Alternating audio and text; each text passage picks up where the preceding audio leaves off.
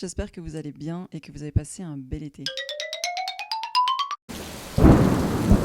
Comme vous pouvez le voir, j'ai un micro afin d'améliorer la qualité du son pendant mes vidéos. Pour ceux qui ne me connaissent pas, je suis thérapeute et pour ceux qui suivent déjà mes vidéos, merci beaucoup de vous être abonnés. J'ai eu pas mal d'abonnements ces derniers temps et c'est hyper motivant pour continuer à faire des vidéos sur des sujets qui tournent autour de la santé, du bien-être et du pouvoir de guérison que chacun a en soi. L'idée étant de pouvoir rendre indépendant certaines personnes dans la guérison. C'est en tout cas le travail que j'aime faire en tant que kinésiologue et en tant que thérapeute pour pouvoir accompagner les gens dans leurs soins, dans leur bien-être et aussi au niveau pédagogique pour pouvoir leur apprendre comment, après une séance en dehors du cabinet, ils peuvent aussi appliquer ce qu'ils ont appris pour continuer à prendre soin d'eux.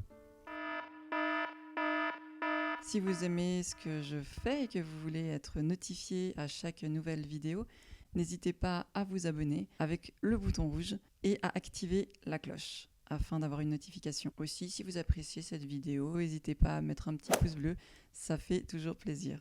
Aujourd'hui, j'avais envie de vous parler, comme vous avez pu le voir dans le titre d'ailleurs, et c'est pour ça que vous avez probablement cliqué, des histoires qui guérissent. Qu'est-ce qu'on entend par histoire qui guérissent et comment une histoire pourrait avoir un effet curatif? Alors, ça remonte à très très longtemps si on fait un bref point sur l'histoire.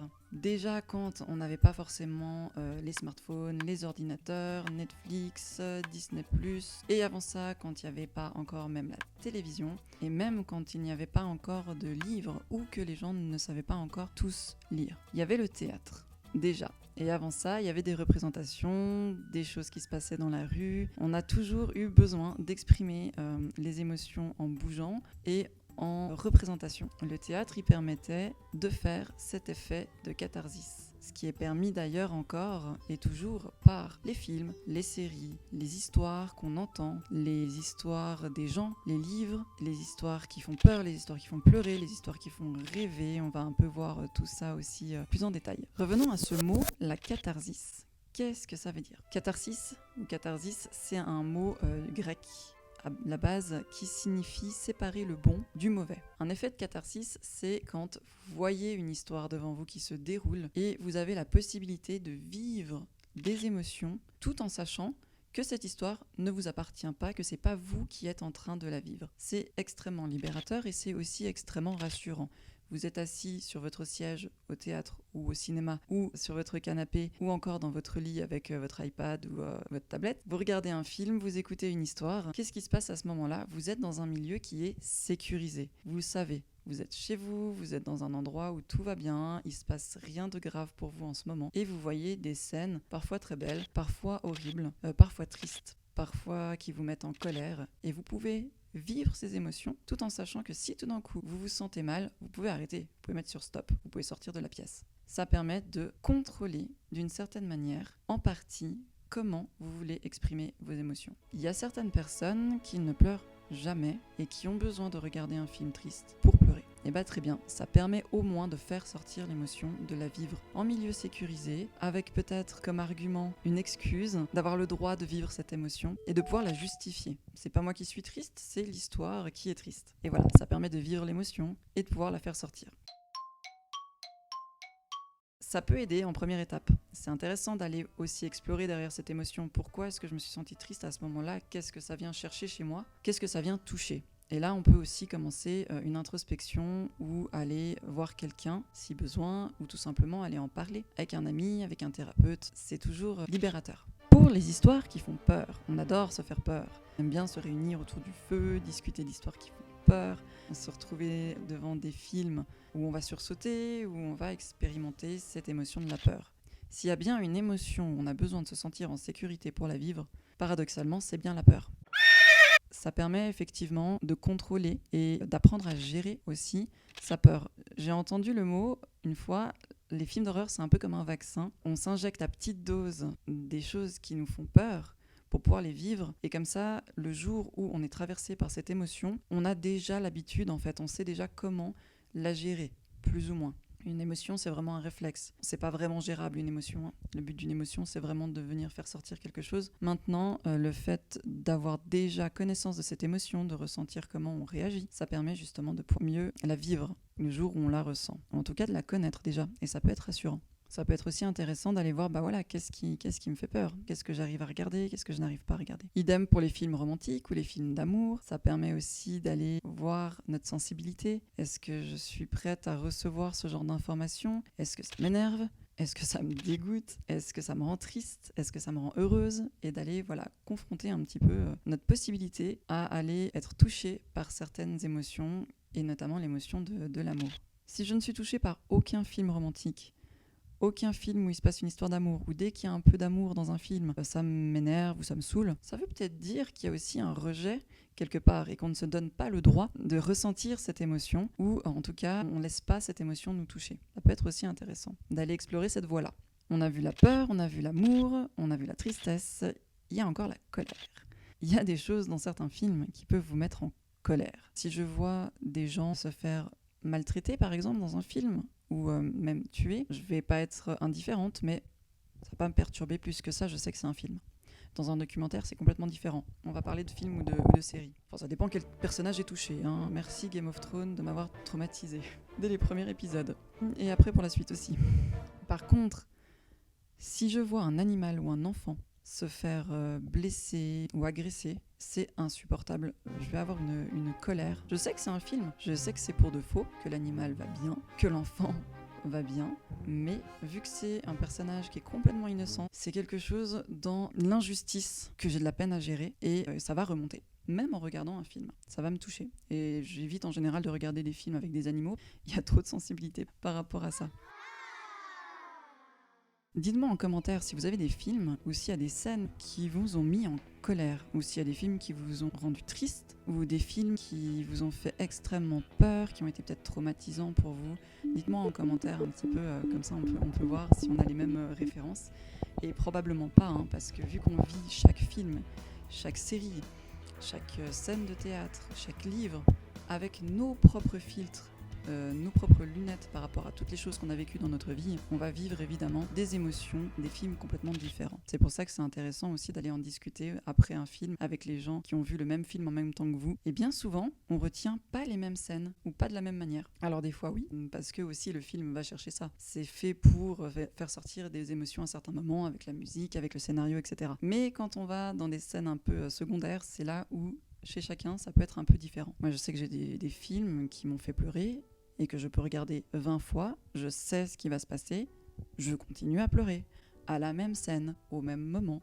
Le film qui me fait pleurer à chaque fois, à la fin, ça sera Le Labyrinthe de Pan. Ou tous les films en lien avec la mémoire, avec des gens qui sont touchés par Alzheimer par exemple, et qui commencent à ne plus reconnaître les gens. Le film auquel je pense principalement, c'est le film N'oublie jamais. Si vous ne l'avez pas vu, il faut absolument voir ce film. Ok, donc maintenant qu'on a compris comment les histoires pouvaient faire ressortir des émotions, maintenant, comment est-ce qu'elles peuvent aussi guérir ? Déjà, en faisant sortir les émotions, c'est un bon pas. Ça nous permet de les vivre, ça nous permet de les exprimer d'une certaine manière, si on se laisse la possibilité de le faire. En thérapie, on va utiliser la visualisation, on va utiliser les métaphores, on va utiliser l'hypnose. Et tout ça, ça va permettre de créer des histoires qui ne sont pas forcément la vôtre, mais qui vont comporter les mêmes éléments. Une métaphore, ça permet d'expliquer, de raconter une histoire sans que la personne ne sache tout de suite qu'on parle d'elle. Donc, en se projetant, en écoutant l'histoire, c'est elle-même qui va faire le lien avec ce qu'elle est en train de vivre et qui va le comprendre. C'est dans cette compréhension des choses par rapport à un élément extérieur où ça va permettre de faire le déclic. Et tout d'un coup, on se dit, ok, mais dans cette histoire, ça se passe comme ça, je me reconnais là-dedans. Donc ça veut dire que si là, ça fonctionne, c'est que chez moi, ça peut fonctionner aussi. Par exemple, j'ai une cliente qui avait des problèmes relationnels. Toutes les relations étaient vouées à l'échec. À chaque fois, ça finissait mal. Et elle en arrivait en fait à la déduction que de toute façon, elle n'y avait pas le droit. Qu'elle n'avait pas le droit à une grande histoire d'amour et que toute sa vie, elle devra se contenter soit d'être seule, soit d'histoires qui lui apportent pas grand-chose. Elle a beaucoup souffert et puis c'était fini. Et puis elle s'est dit, bon, l'univers ne me permettra pas de vivre ça. Elle était un peu dans la fatalité. J'y ai pas le droit. Je lui demande simplement si elle faisait du vélo. Donc en fait, je l'ai déconnectée à ce moment-là de sa propre histoire. Le cerveau part sur autre chose. Ça n'a rien à voir à la base. Donc je lui demande si elle fait du vélo. Elle me dit oui. Je lui demande si elle aime faire du vélo. Elle me dit oui. Je lui demande si elle a toujours les petits trous à l'arrière. Elle rigole, elle me dit non, évidemment. Je dis d'accord. Quand vous avez appris à faire du vélo, vous avez réussi à faire du vélo tout de suite, vous êtes monté dessus, ça a marché. Elle me dit ah bah non, je suis tombée beaucoup de fois, c'était pas toujours facile. Je dis d'accord, donc vous êtes tombée plusieurs fois, puis vous êtes remise sur le vélo. Puis là elle commence à comprendre, elle me dit oui. Puis maintenant c'est bon, vous savez en faire. Oui, je sais en faire. Donc au fait, vous avez pris votre vélo, vous êtes tombé. Vous avez repris votre vélo, vous êtes retombé. Vous avez peut-être mis des petits trous pour être sûr de comprendre d'abord l'équilibre, comment ça fonctionne. Puis vous en avez enlevé une, puis les deux, puis vous êtes retombé, puis vous avez repris. Puis un jour, tout d'un coup, ça marche. On sait même pas forcément pourquoi, le corps a compris l'équilibre. Il s'est adapté, il a compris qu'en roulant, ça fonctionnait, et puis c'était bon, puis c'était appris, acquis, accepté, et on peut passer à autre chose. Et même si on retombe, parce que ça peut arriver de retomber à vélo, on n'est pas à l'abri d'une chute, mais on sait qu'on sait faire du vélo, et qu'on peut remonter dessus. Et là, ça permet donc de faire une métaphore, et de faire le lien avec ce qu'elle était en train de vivre. Ce qu'elle était en train de vivre, c'est qu'elle avait abandonné, tout simplement, en se disant de toute façon, jusqu'à aujourd'hui, ça n'a pas marché, ça marchera pas. Mais si ça a fonctionné pour le vélo, si ça a fonctionné pour le permis de conduire, si ça a fonctionné pour plein de choses, bah en fait, c'est la même chose. J'ai appris, j'ai grandi, je suis tombée. Bah si je suis tombée, c'est que peut-être c'était pas le bon vélo, ou pas la bonne personne, ou pas le bon moment, ou que je savais pas encore comment faire. Mais aujourd'hui, j'ai évolué, j'ai appris. Donc pourquoi abandonner, vu que derrière, c'est que du bonheur, que du plaisir et que c'est de l'acquis. Donc une métaphore, ça permet d'entendre et d'écouter une histoire qui n'a rien à voir a priori, mais qui nous fait comprendre quelque chose. La visualisation, c'est en général sa propre histoire qu'on visualise. Donc là, on est à une autre étape. On va regarder son histoire ou un événement de son histoire qui s'est passé, mais dans un milieu sécurisé. Ça sera soit en méditation, soit dans un cabinet thérapeutique. On va visualiser cette histoire tout en sachant qu'on n'est plus dedans. Alors si on le sait avec le mental, des fois le corps ou l'énergie est toujours coincé, ce qui fait qu'on revit sans cesse les mêmes émotions et qu'on n'arrive pas à s'en sortir. Et là, on peut le faire pour la faire sortir, cette histoire. En tout cas, libérer ce qu'on va appeler le stress émotionnel. Quand on vit quelque chose de traumatisant, on vit une émotion. Cette émotion, avec le stress, elle s'incruste, elle reste attachée au stress, ce qui fait qu'on a de la peine à s'en débarrasser, surtout si on ne veut pas revivre cette même émotion, ce qu'on n'a évidemment pas envie de faire vu que ça a été très compliqué. La visualisation permet de revivre ce stress pour libérer la mémoire émotionnelle qui y est attachée et pouvoir passer à autre chose.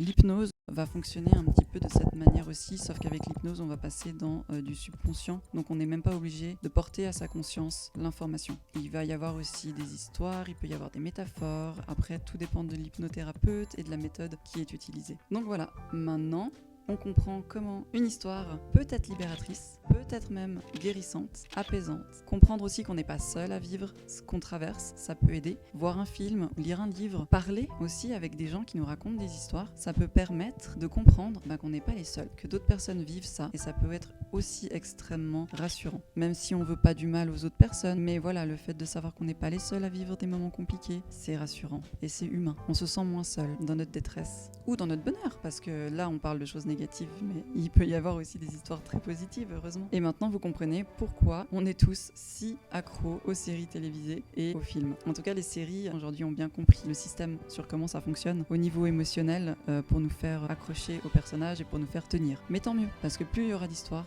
plus on pourra vivre et comprendre des choses aussi. Et qu'est-ce que c'est bon de pouvoir se lâcher et de pleurer devant un bon film. Ça fait du bien. Et c'est tout autant agréable d'exploser de rire, d'être dans la joie, de s'amuser, tout ça grâce à un film en fait, à des images, à des histoires. Si vous vous sentez un peu triste ou déprimé, vous pouvez soit aller explorer votre tristesse en vous connectant à des choses qui peuvent vous faire sortir l'émotion de la tristesse pour pleurer. Si vous en avez déjà assez, que vous avez assez pleuré, vous regardez un bon film humoristique et en fait ça va appeler le rire. Et le fait de sourire et le fait de rire, ça va activer les muscles des zygomatiques et plus on sourit, plus on envoie aussi l'information à notre cerveau qu'on est heureux, qu'on est en joie et plus il va envoyer aussi les hormones adaptées pour nous rendre heureux et pour maintenir cette joie. Donc au fait, on sourit parce qu'on est heureux, mais on est surtout heureux parce qu'on sourit. Et c'est sur cette jolie phrase de fin positive que je vais m'arrêter. Merci beaucoup d'avoir suivi cette vidéo. N'hésitez pas à me poster en commentaire si vous avez des questions ou des retours, ça me fait toujours plaisir de vous lire. Et merci encore de me soutenir avec les abonnements et les likes. Et s'il y a encore des gens qui sont devant la vidéo alors que c'est la fin, je vous remercie et je vous souhaite une excellente journée ou une excellente nuit si c'est le soir. À bientôt, prenez bien soin de vous. Ciao.